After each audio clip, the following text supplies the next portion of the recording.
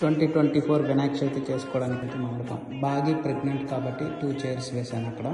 తను పూజ చేయకూడదు, నేను అన్ని చేస్తున్నాను. అపాక్సీ వేసాక గరాజ్ ఓపెనింగ్.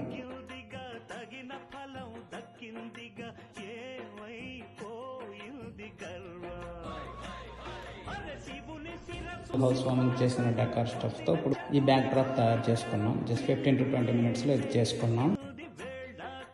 ప్రసాదం ఈజ్ ఇన్ ప్రోగ్రెస్.